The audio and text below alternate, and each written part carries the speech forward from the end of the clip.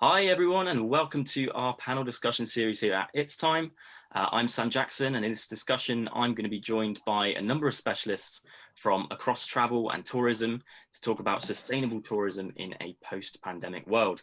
Guest today we've got Suzanne Etty, who is the environmental impact specialist at Intrepid Travel. I've got Paul Cripps, managing director of Amazonas Explorer, Emma Kemp, campaign manager at Possible, the climate action charity, Jeremy Smith, co-founder of Tourism Declares a Climate Emergency, and Phil Sturgeon, who is a tree planting powerhouse and adventurer. Welcome everybody, thank you so much for joining me. I really appreciate it. So we're going to dive straight into things with our first question to the panel, which is firstly, what do we mean by sustainable tourism? And what do we mean by regenerative tourism? And is sustainable tourism enough, or have we now moved on to regenerative? Which I'm going to throw first and foremost to Jeremy. What do you reckon?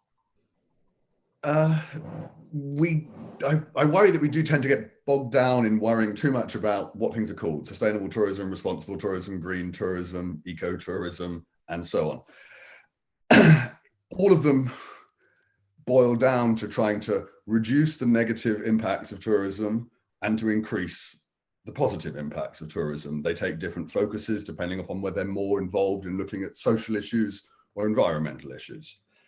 The most recent term to join the club is regenerative tourism. And in fact, where it shifts and where the conversation is different is to say that what regenerative tourism is saying is if everything else has specifically looked at the thing, so making your hotel more sustainable or making your boat more sustainable, regenerative is about looking at the connection, looking at the way things operate as a system, trying to base it much more in the way that the natural world works and looking at the living world and how things relate to one another for inspiration. Beyond that, we could take up the whole half hour. On defining what our terms are, yeah. Suzanne, okay, so I know Intrepid have been doing quite a lot of work on this recently. In fact, today I was sent a release about science-based targets from Intrepid Travel. What do you reckon? Is regenerative tourism the new thing? Yeah, no, really kind of building on what Jeremy said, it's certainly catching attention at the moment again, and especially in the whole COVID times that we're just all in there. And with the global pandemic has really shown us, brought the world to a standstill, the destination, the communities that really rely on the travel and for their livelihood. So, and in that context, it's really why we have to remember that this growth of tourism was definitely pre-COVID also unsustainable. So the sector has really that unique opportunity to redesign old travel patterns for the benefit of those local communities. So they are actually, from an environmental, social point, are rebuilding better. So in this context, it's really that we also see that rise in more conscious travel with the consideration for sustaining these communities, but also regenerating the environment. And in that context, we're really seeing a trend that really kind of made us think about it rather than doing the like, where do you travel next year? So the bucket list, what do you want to tick off, is actually how do you want to travel? And it's really around that, why you want to travel, you want to stay longer and to really to get to know the site. And from a business point, yeah, definitely, thanks for speaking to the science-based target. That's really for us as a business being thrilled to be the first tour operator to have now emission reduction targets where we actually really reducing emissions around our operations and trips based on science for a 1.5 degree future. What I'm interested as well with this question to explore is whether this is a kind of shift in the industry at large kind of thing, whether this is here to stay. Do you think that it is? Do you think this is something that's now, this is what tourism is going to look like now, or? I would hope so, because you can't just really continue focusing on leaving lighter footprints. We must really leave this positive impacts also on the people and places. And putting on my predominantly climate hat, it is really important that we are decarbonizing, because even though COVID is at the front of all our minds at the moment, We hopefully will soon see a vaccine for COVID, but climate change actually is a much bigger threat for humanity, the planet.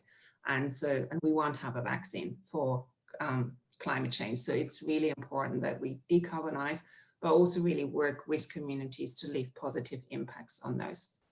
You're touching there, Suzanne, on COVID, and I've got a question sort of specifically about that. So we'll come on to that, I think, in a bit more detail in a second. Paul, I want to bring you in here as well, because I was reading on the Amazonas Explorer blog yesterday about regenerative tourism and whether this is just a trend that's come in, or whether this is here to stay. What do you think? Is sustainable tourism no longer enough? Have we moved on?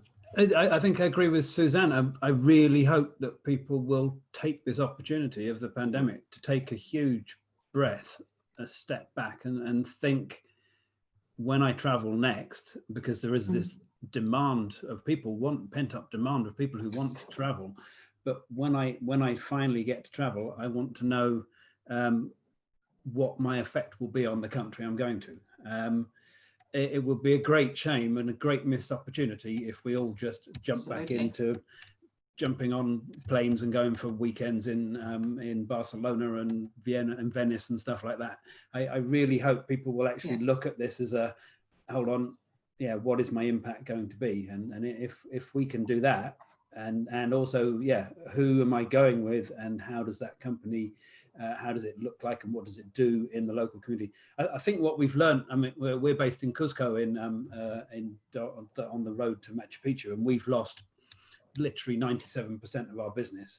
Our season was just about to start when COVID hit, and we're beginning to open up now just as our season ends. So it's been a financial disaster for Cuzco.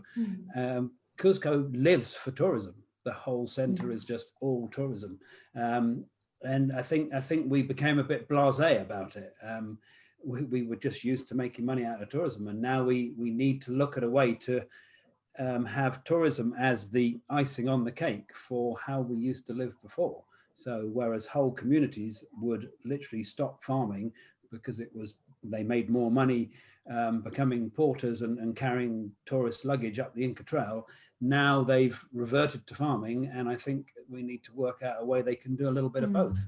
We really got kicked in the teeth, and it's been really hard. And Emma, I want to bring you in here as well. I know we're going to talk a little bit about aviation in a minute, but with regards to, I guess, the way people view tourism in general, do you think this is a shift? Do you think this is where we've had an opportunity with COVID to re-examine this, and do you think that's where we're going? Do you think that's here to stay? Yeah, possibly. I mean, that's the plan, is to, get people thinking about the way they travel in more depth, and like I think Paul said, weekend trips, hopping on a plane from London to Barcelona just isn't, it's not sustainable. This kind of bucket list attitude of just going somewhere to get the Instagram snap and then leaving. It's not really a good way to travel, sort of in any way. It's not very sustainable. It's not that fun. It's more, it's not that rewarding or enriching as, traveling in a kind of real proper way, and giving back to the communities as you're there, as well as other people are kind of touching on.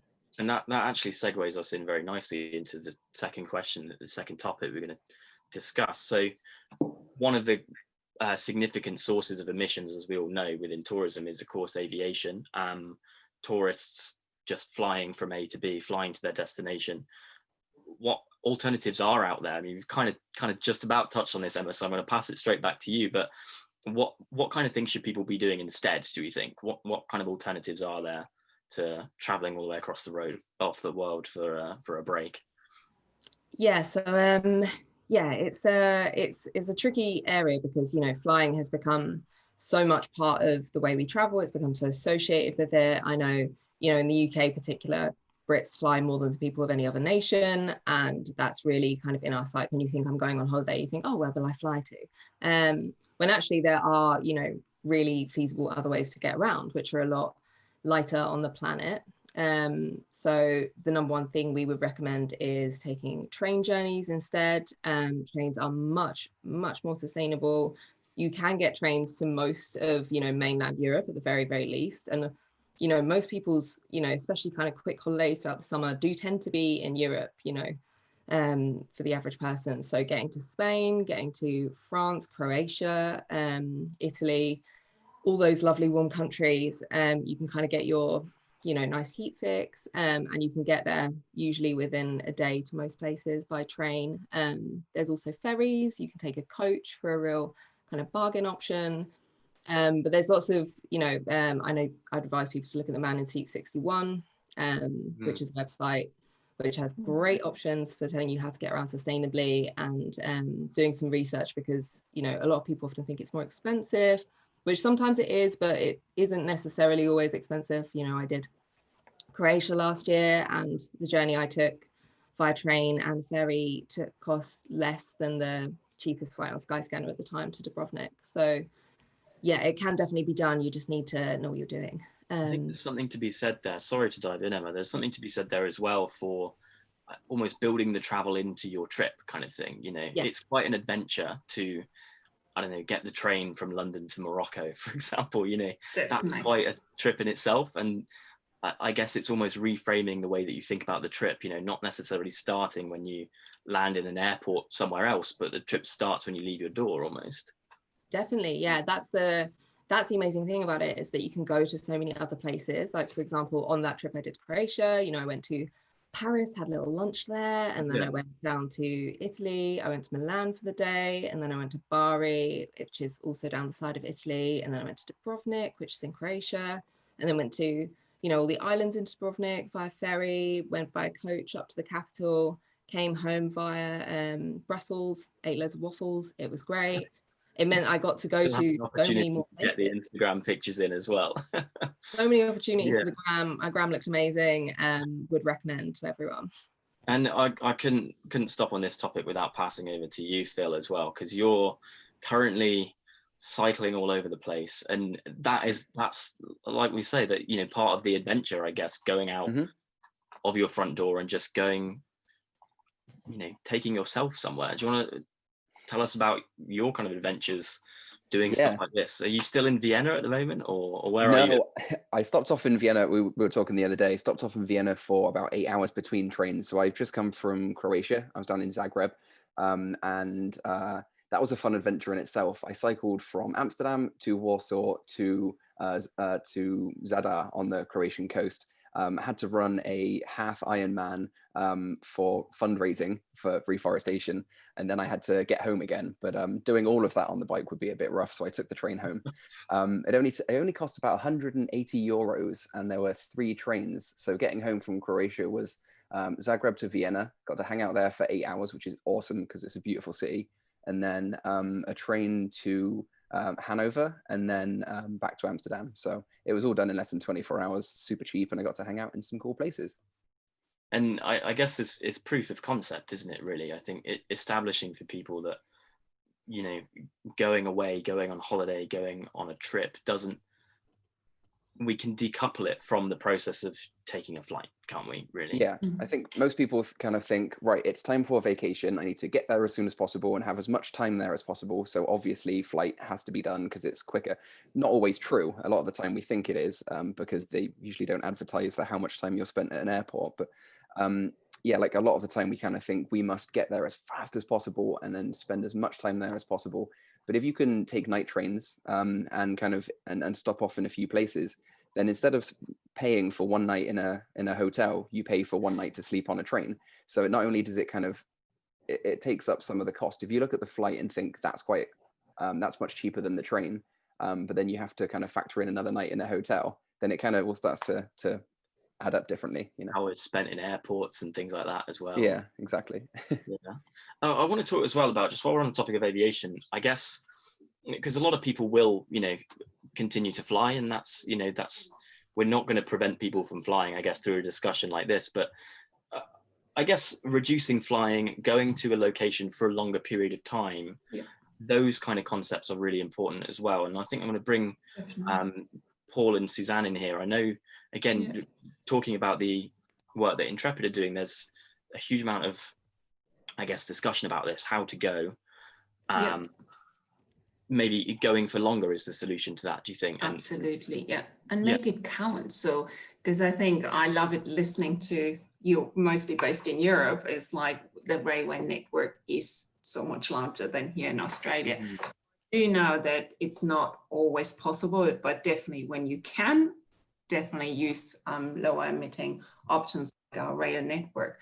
But the other thing is what you just touched on is also the fly less and really make it count. So if you do take a plane, and definitely taking on the Australian perspective of being based here at the moment, is like make it count. And really then if you do fly, do stay longer, because to the point that Emma made, this whole kind of this quickly over to Vienna, 2 days, come back. Sometimes it's just one night or a day over there. You don't really get to know the communities there. You get to know, and also in a way you don't really relax. So by staying longer in a place when you do decide to fly and make it count, then it's also in a way indirectly also more relaxing for you to be there. So that's, I think it's really. I think, Paul, you're going to agree with that, aren't you? Yeah, pretty much. So stay for longer, make the most of your journey. Small is beautiful. Book as local as possible, I would say, would be my thing, so that more money goes back into the community. Find out what your tour operator or your destination management company is doing while out in land and in country. And then when you get there, try and choose as sustainable a way of traveling as possible. I mean, jump on, do a bike tour, do outdoor activities, do stuff that helps the community. I think, going to and from Peru is a big journey. So make the most of it and make sure you do it as well. And the only thing I would add would be don't scrimp on prices. Every time you find a special deal or get something slightly cheaper, it means something is getting screwed down or missed out. And I think that's something you should certainly think about when you're traveling from now on. I think as well, on a base level, the longer you're spending in one of these locations when you're on your trip, the more you're contributing to the community anyway, if you're spending time in hotels, restaurants, bars, this kind of stuff as well, aren't you? So I guess, sorry, go on, Suzanne. The dollar really stays also then in the community. So on the point, and also what Paul was saying, I totally agree with this, like when you have the long haul flight, for anyone, South America will involve a long haul flight. It's for us in Australia if you want to explore Asia. But once you're there, start using the ground travel transport there. Don't just jump onto a next flight just because you want to get quicker to Edinburgh. Just use the train, what is possible locally. So even us from a trip itinerary planning now, as part of decarbonizing our value chain, we are really looking also where we still have flights, where can we switch them to trains. So we have done this already in China with high-speed train, just so that the customer, when you travel and you decide on a tour, it is really, once you make the long haul flight and you make it count, then you have these 2 weeks or whatever it takes in a relaxing way. And on a train journey, definitely listen to all, you experience the country in a complete different way than by plane. Completely. And I think as well, just as almost as a closing remark on this question, this topic, there was an article from Possible, Emma, about you kind of go off grid when you fly to places, because you spend all this time in the airport, then you're up in the air, you can't connect very well to things and whatever. If you're, I guess, as you say from your experience and yours as well, Phil, if you're sat staring out a train window kind of thing, or changing platforms and moving around different cities and things like that, you're actually engaging with the real world, for want of a better word. There's a more kind of experiential aspect to it, rather than disappearing off the face of the earth in Heathrow and appearing somewhere else kind of thing. Is that fair to say, do you think? Yeah. It's definitely a thing, but also if you don't really want to engage with the real world and you have lots of work to catch up on, it's a great time to do that too. You can still do that as well, yeah. I work full-time remote, so I've been cycling around the world and taking occasional trains and everything else, and I've been working the whole time, because if you're sat on a train for 10 hours, that's 10 hours you can get some work done. What a wonderful way of looking at it. Love it. We'll move to the next question now. I'm just sort of losing somebody's video. We've touched on coronavirus. Obviously, that's the elephant in the room for everybody, isn't it, at the moment? We know, all of these webinars that have taken place have discussed COVID in one format or another, and those that aren't, I suppose, are deliberately avoiding it. But in the context of tourism, I guess, we know that the coronavirus has shut an industry down here, really, hasn't it, for several months. And one of the key concerns, particularly in the context of its time, is as an industry that it's really important to focus on sustainability, and that may well have affected the ability of organizations within tourism to combat issues of sustainability and climate change. So, I mean, Jeremy, I'm going to pass this one to you. With regards to bringing tourism organizations together through an initiative such as Tourism Declares a Climate Emergency, how do you think how do you think people have responded? How do you think the industry has been able to continue working towards sustainability and climate change issues whilst in the context of this enormous pandemic kind of issue? I mean, that's a multifaceted problem. Big question, I'm sorry. It's a big question. I'll try not to just womble off for ages, but in one, at a positive level, slowing down, and however enforced that is, forces one and enables one to take a bit more time to consider, to actually reflect on deeper questions and deeper values. And when you've got absolutely no business and absolutely no time and no obvious business on the horizon, you start asking yourself some slower, bigger, longer questions. And then when the only way you can connect to people is through this, you start asking them to one another. And it doesn't, whereas when I lived in London, I would generally talk to people who lived in London. Now I live in the southwest of France, but I can't go anywhere and I don't know anyone here. I talk to people all over the world, as I am right now. And so actually what has happened, the one positive, has been the network and the sense of collaboration and the desire to work out ways of restructuring and redesigning and exploring how we might come together to reappear as something more sustainable. At the same time, the reality for people who have a need for, as everyone does, but the reality for people who are trying to work out where on earth they pay their rent by the end of the year, or how on earth they pay their employees, it's all very well to say we're sitting on webinars and talking about sustainability, but it's not sustainable if you've got no business. And so we just do not know who will be the industry in 12 months is as much of a question, I think, as what will be the industry. And I know that we sit and talk about sustainability a great deal, but I talk to people who I was talking to it about beforehand.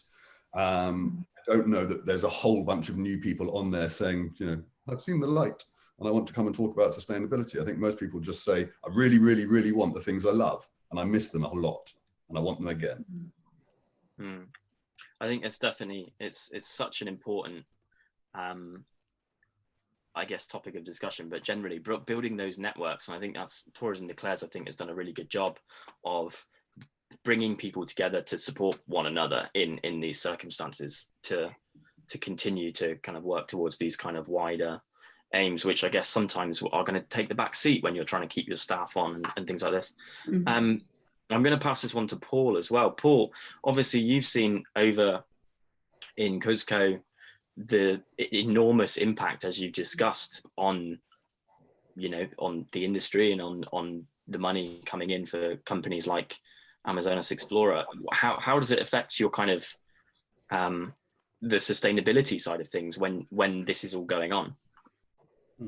I think people are going to be asking, what have you been doing during the pandemic to ensure? So this time of year, normally I would have 60 people working for me, porters, cooks, muleteers, guides. And at the moment, there is no work for any of them, and there hasn't been since April. So we've been trying to do things like we've organised GoFundMe pages to provide food parcels for the porters. So once a month they all get a food parcel. What we're now talking with all the guides, and we're doing the same sort of thing, GoFundMe pages to them to reinvent themselves. So a lot of them had little small micro businesses going on. We've been providing seed funding to help them, whether it's delivering eggs on bicycles for one of our mountain bike guides, whether it's making t-shirts, whether it's one of them that reinvented himself as a baker. A lot of people are now looking at ways to complement tourism with an alternative business that makes sense and is not dependent on tourism. And I think that's been very important to make sure that we can do that. Sustainably, obviously, we're not producing hardly any carbon at the moment at all, but we are now looking at different ways to run tours, similar to Suzanne. You know, I don't think people are going to come to Peru and whiz around, fly. I mean, people used to fly a lot around Peru, just for a safety factor. I think people are going to want to come and do more of a staycation, spend more time in one location, really explore that area. I think people are going to want to get out into the great wide world and get out into the open. So do activities, do it on a bike, do it on foot. I think those are more sustainable ways to run trips. Spend more time in the location. I think the other thing that we're finding a small trend is people are they've all worked out. You've all worked out how to work from home now. So why not go somewhere cool and work from there? As long as you've got a high-speed internet, consider coming to Peru and spending a month, 2 months, and do some cool adventures and log on once a week or however much time you have to work. And so there'll be a very different model of traveling. So that's one way we're looking at, and that is a lot more sustainable as well, because you're doing one flight and then spending much more time in country. I think that helps. Yeah. Do we think that's it as well then? I guess linking together what Paul you say and Jeremy you said just a second ago, do we think that the industry at large of tourism and people's perception of tourism has, for want of a better word, benefited in some way from this period of reflection and change? Do you think that there's like a long-term silver lining to all this in that? Is that fair to say, or is there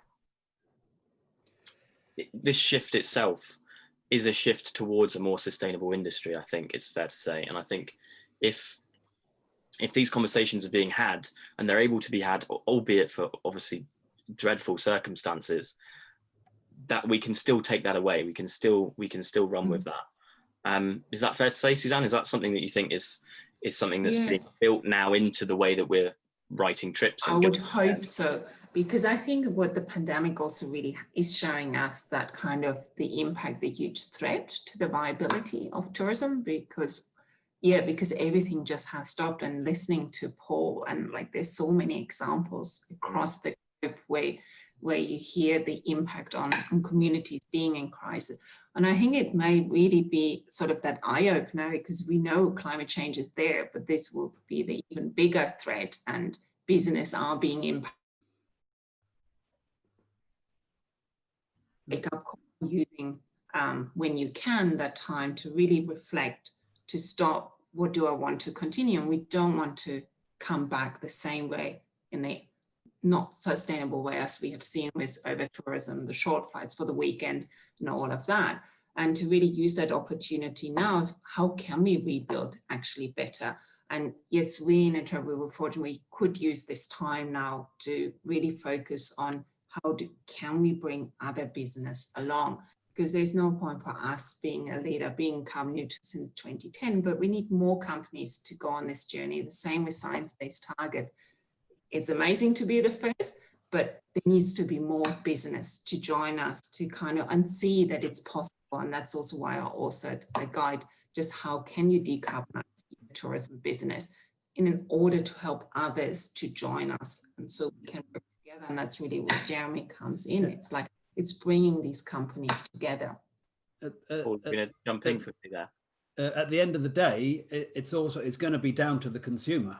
I mean, if the consumer decides that's where they want to go, that's great. If they decide they're desperate to travel and want to go for the cheapest option and they just want business as normal, I think it will be a massive missed opportunity, and that will be very sad. So people really need to take this time to think. And in the same way that we have become more accustomed to shopping locally. So I buy my eggs from the farmer down the road. And if you buy a cheap T-shirt from somewhere, you've got more implication. You know the implications of that. Exactly the same with tourism. So hopefully people will have had this opportunity to wake up and actually consciously think. Because if that doesn't happen, then that's a massive missed opportunity.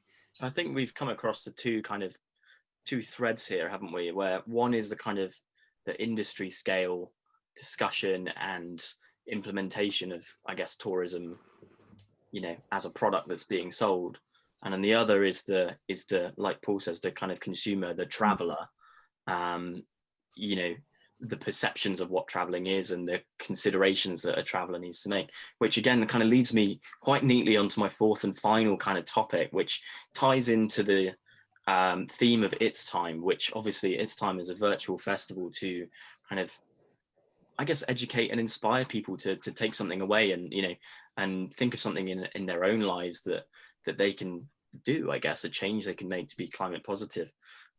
I'm going to come to all of you, so prepare yourselves. What can travelers do then? What can the individual do who is embarking on a trip or planning to go on holiday or whatever it might be? What can they do to help the industry at large be a more sustainable place? Emma, I'm going to go to you first. So I would say, number one, look at what you were doing kind of pre-pandemic, what you would usually do, and set yourself some serious goals.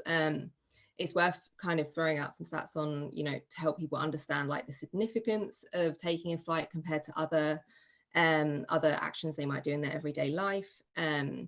So for example, one flight from London to Nice would be the equivalent CO2 wise roughly of all your household recycling in a year. So it is a really high carbon action. So we can all, even just taking one less flight a year is a huge reduction in your carbon footprint individually. So I think just look at what you're doing already and just set yourself a goal of being better at that. So maybe if you're taking 2 flights a year, you could look at doing one train trip into sort of mainland Europe. And if you're already taking 1 flight a year, maybe you look at doing 1 every other year. Just, how can you improve that in a really significant way? And also encouraging your friends to do that with you, inviting them on fun train journeys. And I would also say, from Possible's point of view, we run our Climate Perks project, which is basically working with businesses, with employers to support their staff to take sustainable holidays by offering them extra journey days on top of their annual leave if they take sustainable travel. So anyone who, is employed, is working, knows people who are employed and working and wants to spread the word, just chat to everyone about this and get in touch, because we are recruiting more employers to join us on that venture. Lovely. Paul, what can the travellers do to help? I think you've got to ask questions. You've got to ask your tour operator, what are they doing to actively promote a better way of traveling, or what is the company they work with in country doing? Staying longer, booking locally, slower travel, and then ask about the certification. I know Intrepid and both ourselves are carbon neutral. We're part of a thing called 1% for the Planet. I think both of us are B Corps, which is a great organization. So it's the certification out there, and it doesn't take long to Google a company, find a bit about them, and you can spot the greenwash miles away. If you're interested, you can find the company, and that may mean not scrimping on the price. It does come with a cost, but it's not a lot. And it will definitely have a massive impact on how regenerative the travel is that you do. So sort of certain element of kind of due diligence going on, I think, isn't it? Yeah, I think that's very fair to say. Phil, what do you reckon? What can travellers do? Well, as I'm already said, like if you're kind of already doing 1 flight a year, maybe do every other year, and just kind of focus on other types of holiday that have become uncool. They're like the types of holiday that your parents might have had, like going to the seaside and going camping and stuff. Like we think about that as being old hat, but like with everything in sustainability, it's really, over the last 50 years, some crap trends have popped up that are, killing the planet quicker than ever. And all we have to do is go back to doing what we were doing before those crap trends popped up. So honestly, I know loads of my friends since COVID have got into cycling a bit more, and those that were already cycling are going from like London to Edinburgh just for a laugh, and they're staying at Airbnbs all along the way in little towns that don't see that much business. So really just kind of doing those smaller local trips is supporting the tourism industry that has been suffering for a long time while we've all been busy flying off somewhere else. So give that a try. Jeremy? It gets harder and harder after you sort of already had several things. But I think it's to actually not just look at it in terms of one's responsibility, but to look at the sort of what's the core reason that I'm choosing my holiday. And am I choosing my holiday because I want adventure? Am I choosing my holiday because I want to relax? Am I choosing it because I want to spend more time with my family? Or because I want to go dancing every single night? I mean, whatever the reason is that I'm choosing my holiday, it's probably not because I desperately, desperately want to see this cathedral. And once we've started saying, okay, that's what I really want, well, maybe actually the way of finding that can be found much closer to home. And by doing that, it can be, you know, go to Shambhala festival, go to an incredible festival and spend 5 days at a festival, dancing for 9 hours non-stop in a tent, eating organic vegetarian food, and then get the train home. It's a brilliant, brilliant way of spending 6 days of your life. And we can, you know, if you want more time with your family and you live in London, go to Devon, because you'll be with your family for the whole time, and you'll be in the place you're going to in 3 and a bit hours, and then you'll just be there and you can have time. And the other great thing about going somewhere nearby is if you really like it, it's really easy to go back. And every time you go back to a place, it gets better because you get more out of it, because you already have seen the sort of top list stuff, and you get deeper and you go into the pub and they might even go, all right, Jeremy. And before you know it, you've actually got community and relationship and actually something more enriching. So I think actually try for richer holidays, better holidays. And I know Jeremy's just said it's getting harder with each answer that comes in. And have you got anything to add? Anything additional? No, I think I love it. You all bring all the right thing do your own homework, do your homework, which speaks to Paul points around the certification side. Like Phil said, it around the kind of human-powered adventures. Like that's really kind of an amazing opportunity to see something on their bike or hiking. But also what Emma was saying is just this whole going slower, kind of using trains where you can, but overall really make it count, which is kind of where Jeremy came to. It's like, and when you fly, then do make sure it counts and that you really spend that time in country. You support your local communities. You kind of invest in conservation of our nature and culture heritage. So that's really, and the final point is Jeremy mentions around discover your own back garden. I think Australians this year will definitely discover their own back garden, because we can't fly internationally at all. We're truly on this island at the moment. And so it's an amazing opportunity for people to actually discover their own country. Amazing. Well, it's wonderful insight from all of you. Thank you so much to all the panelists for joining us. Thank you for everybody who's tuning in here on It's Time. Thank you for everybody for watching at home. Thank you. Thank you. Awesome. Thank you.